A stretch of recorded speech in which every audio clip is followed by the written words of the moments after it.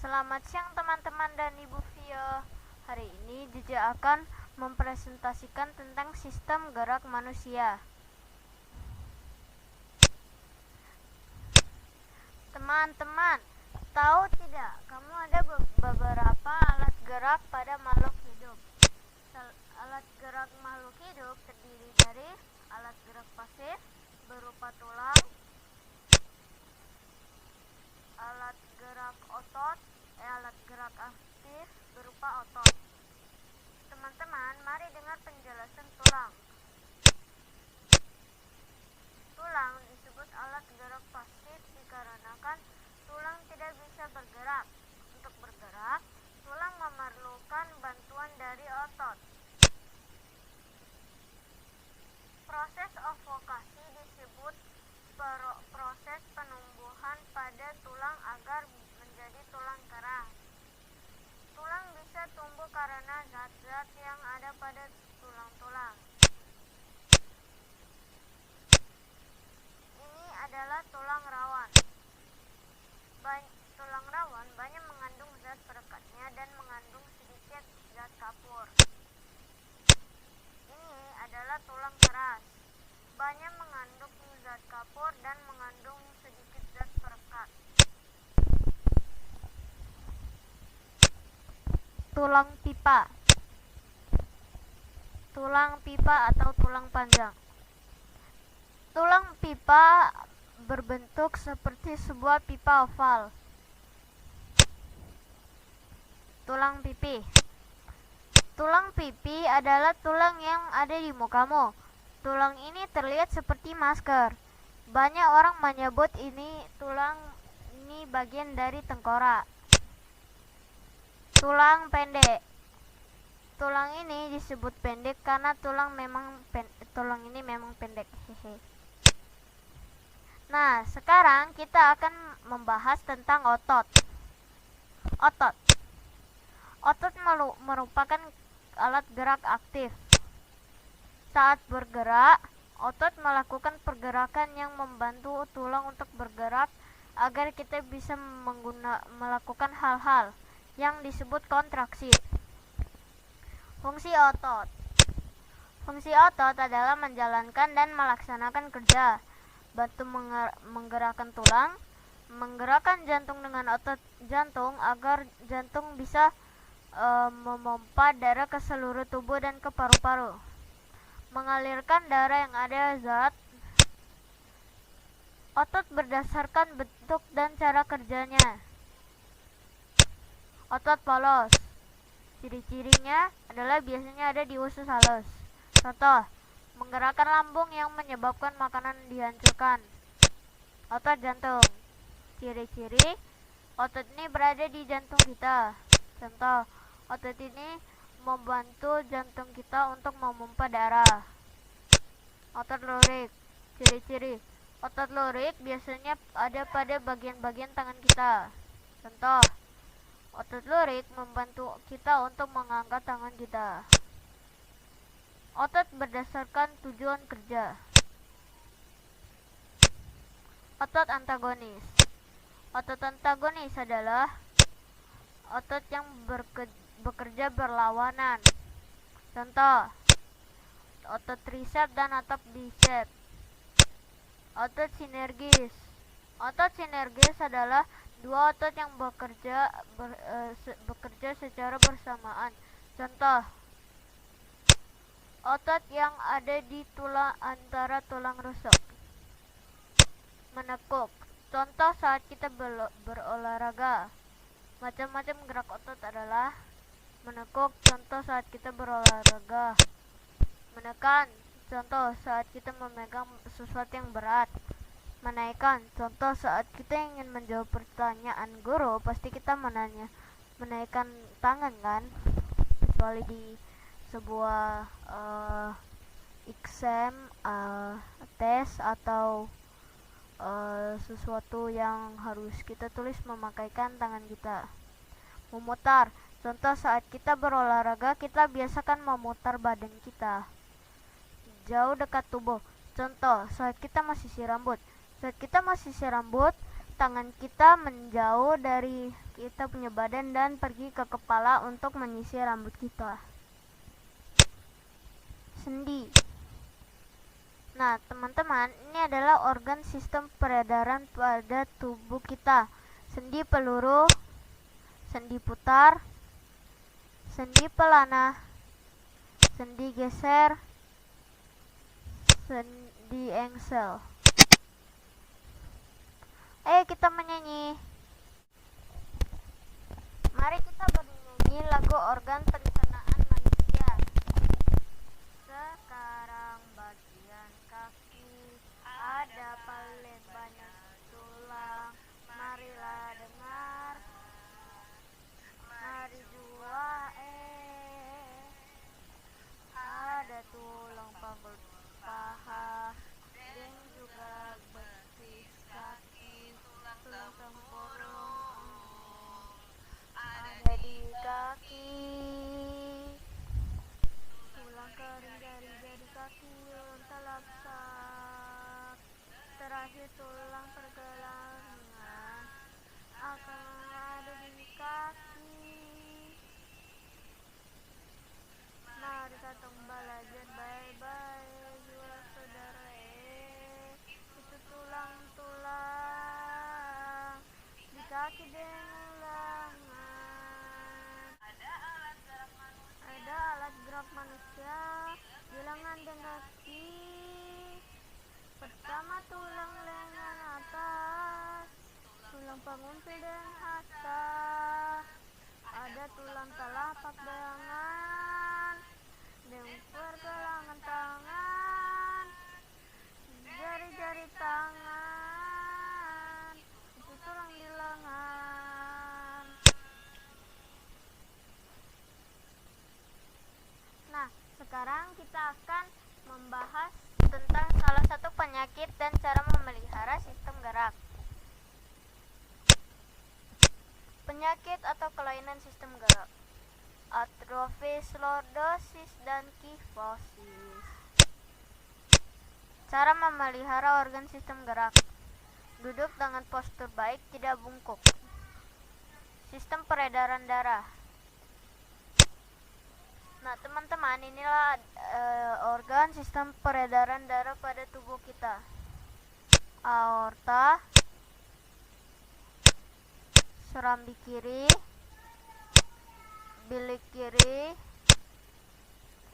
serambi kanan, katup, ini yang warna putih, katup agar darah bisa masuk ke bilik. Ini adalah bilik kiri.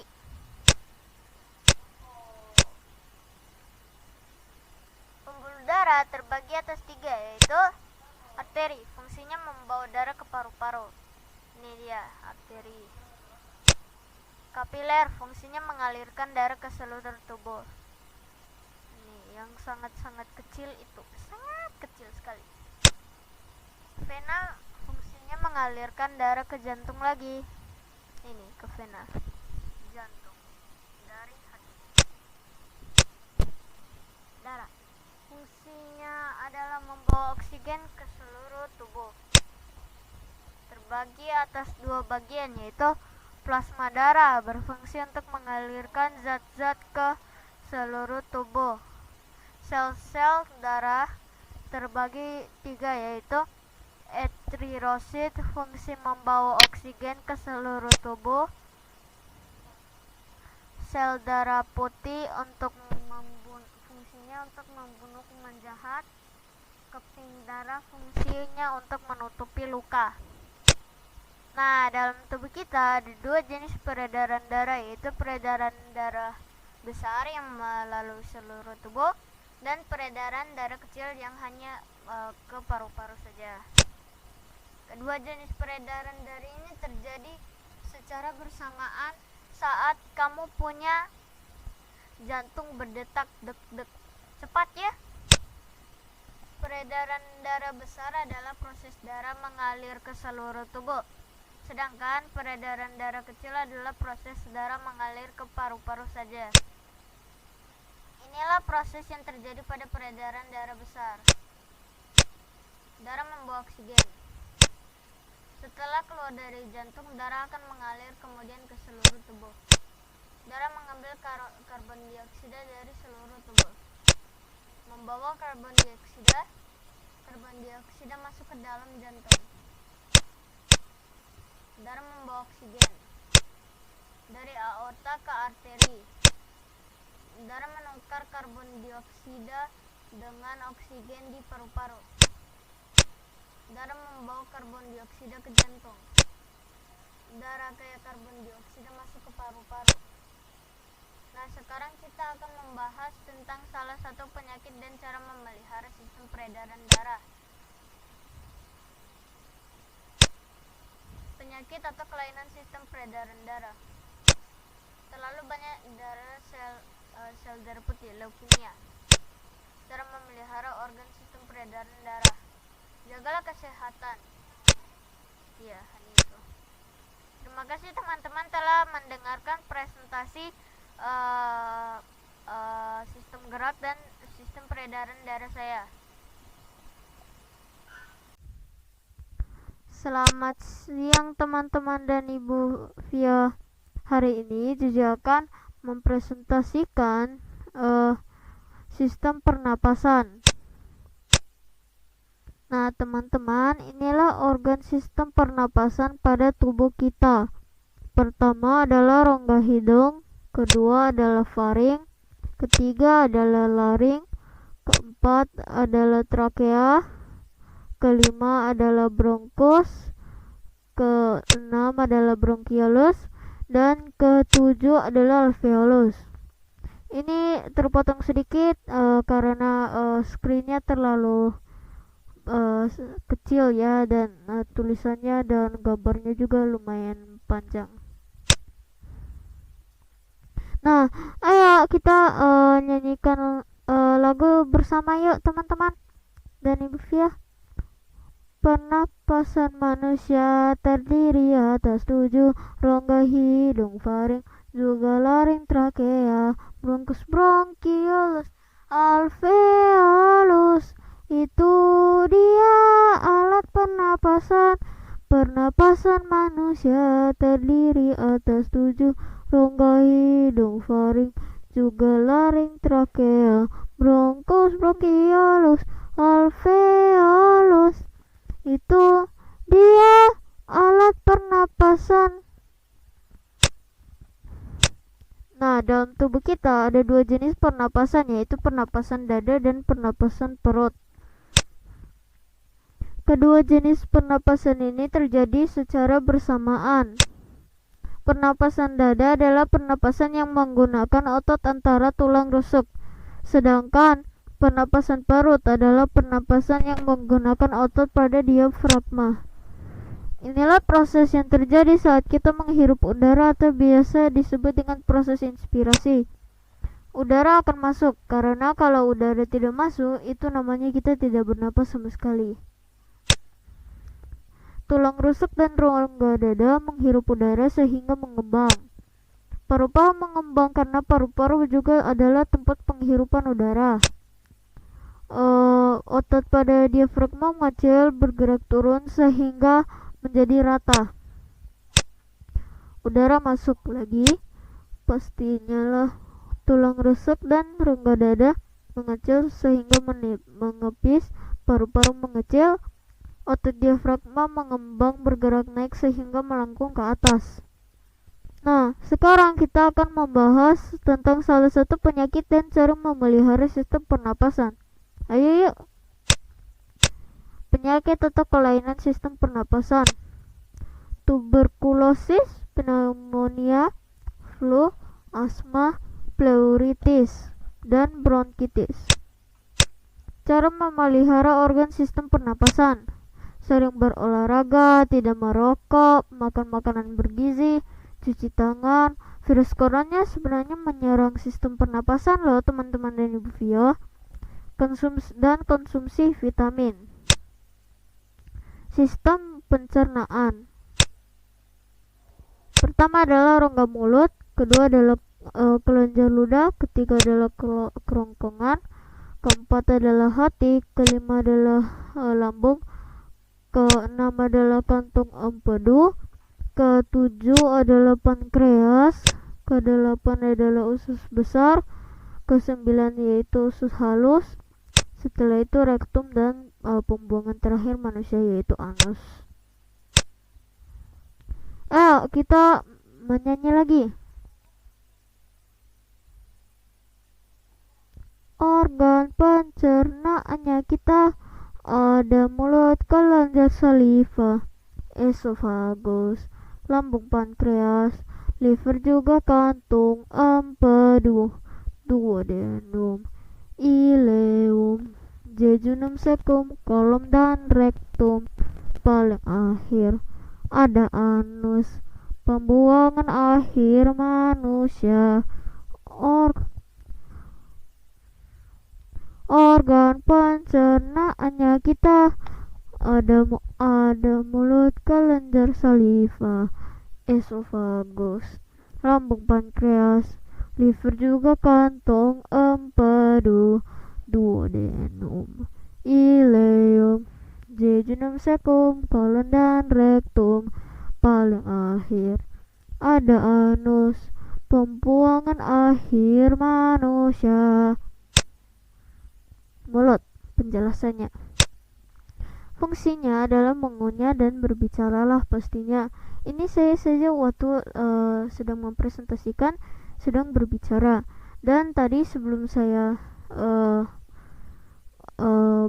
mempresentasi, kan ada break. Saya sedang makan dan saya mengunyah makanan. Ada 3 organ yang terdapat pada mulut, yaitu gigi, lidah, kelenjar saliva atau kelenjar air liur. Tentang gigi, kita memiliki 3 jenis gigi, yaitu gigi seri, gigi taring, dan gigi geraham. Tentang lidah berfungsi untuk mendorong makanan. Tentang kelenjar ludah, ada 2 fungsinya, yaitu pertama memproduksi liur yang berfungsi untuk membasahi dan melarutkan makanan sehingga membuatnya lebih mudah untuk dicerna. Kedua, untuk memecahkan makanan dengan pertolongan enzim. Ada 2 proses pencernaan. Pertama yaitu pencernaan mekanisme yang dilakukan oleh gigi. Kedua yaitu pencernaan kimiawi yang dilakukan oleh enzim di organ pencernaan yang berfungsi untuk memecah makanan menjadi lebih halus. Kerongkongan atau esofagus. Fungsinya adalah untuk menelan makanan menjauhi benda yang berpengaruh pada sistem pencernaan kita. Nah, kerongkongan dalam kurung esofagus itu sebenarnya panjangnya 20 cm loh teman-teman. Gerakan peristaltik adalah gerakan kontraksi dan relaksi di kerongkongan.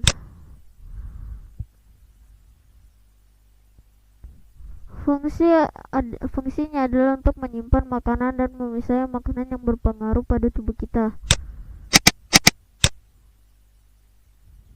Nah, teman-teman, ada 3 macam enzim pada lambung atau yang bisa kita singkat dengan LAPAR. Lambung, pepsin, asam klorida, dan renin. Yuk kita lihat fungsinya. Enzim pepsin berfungsi untuk memecahkan protein menjadi asam amino. Asam klorida berfungsi untuk memecah struktur protein yang berada di makanan. Enzim renin berfungsi untuk mempengaruhi kemampuan tubuh. Nah, sekarang kita akan membahas tentang pankreas dan hati. Pankreas dan hati itu seperti kakak adik ya. Mereka kelihatan hampir sama dan mereka juga berdekat seperti kakak adiknya, dekat sekali seperti itu.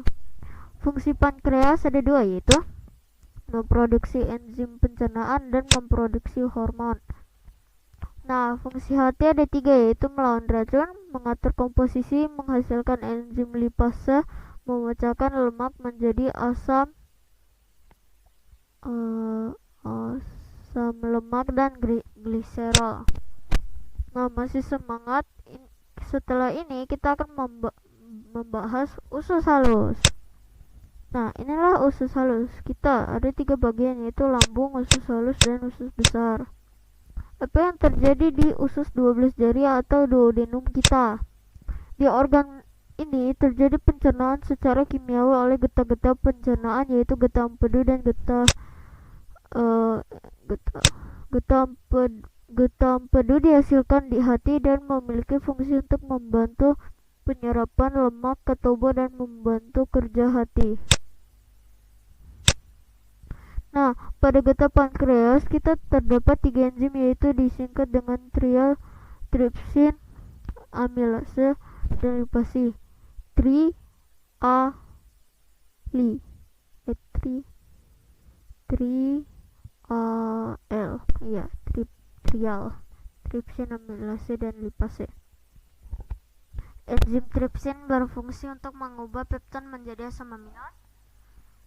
Enzim amilase berfungsi untuk mengubah maltose menjadi glukosa, dan enzim lipase berfungsi untuk mengubah lemak jadi gliserol. Lalu apa yang terjadi dengan usus kosong jejunum kita? Panjang usus kosong adalah 2-8 meter loh teman-teman, dan terjadi proses secara kimiawi di situ. Lalu apa yang terjadi dengan usus penyerapan kita ya, ileum kita? Jadi teman-teman, di ileum merupakan tempat akhir. Nah, sari-sari makanan itu diserap oleh pembuluh darah kita teman-teman. Lalu darah membawa oksigen O2 ke ileum. Yeay, akhirnya kita akan membahas usus besar. Apakah kalian siap? Pasti kalian siap lah. Nah, inilah usus besar kita. Fungsinya adalah untuk mengubah makanan menjadi kotoran.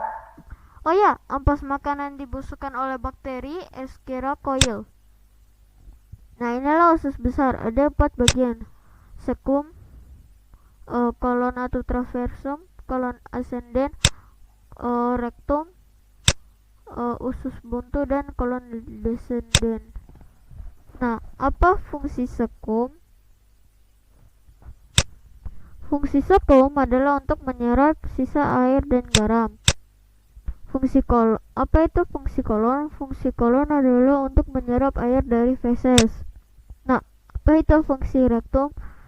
Fungsi rektum adalah untuk menyerap tempat sementara di air dari feses. Oke, sekarang kita akan masuk pada organ terakhir, yaitu mengenai anus. Nah, ini adalah gambar anus. Fungsi anus adalah untuk mengeluarkan air atau yang disebut dengan urin.